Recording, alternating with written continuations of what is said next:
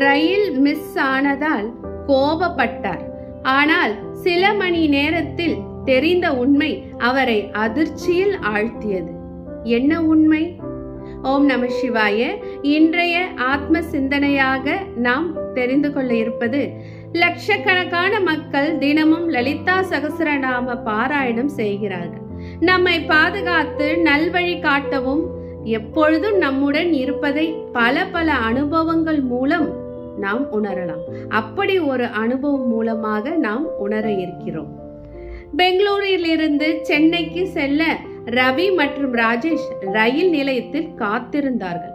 அப்பொழுது ஒரு நண்பர், சென்னைக்கு பஸ்ஸிலும் செல்லலாம், அப்படி சென்றால் நேரமும் மிச்சமாகும் என்றார். நண்பர்களையும் சந்திக்கலாம் என்று சொன்னார்.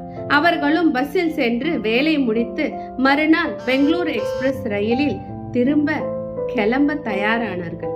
அந்த நேரத்தில் ராஜேஷ் ஸ்ரீ லலிதா சகஸ்ரநாமம் மற்றும் குரு மந்திரம் ஜபித்து ஆழ்ந்திருந்தார். ஜபம் முடிந்து அவசரமாக ரயில் நிலையம் வந்தார்கள். ஆனால் ரயில் ஏற்கனவே புறப்பட்டு விட்டது.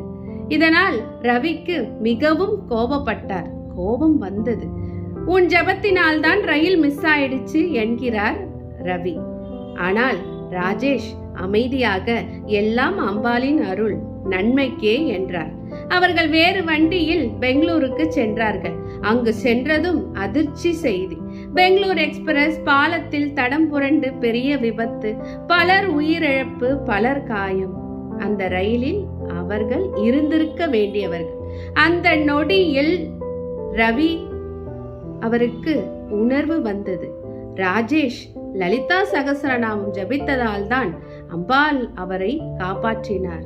பின்னர் இருவரும் விபத்து நடந்த இடத்துக்கு சென்று பலருக்கு உதவி செய்து உயிர்களையும் காப்பாற்றினார்கள். இந்த உண்மை நமக்கு சொல்வது என்ன?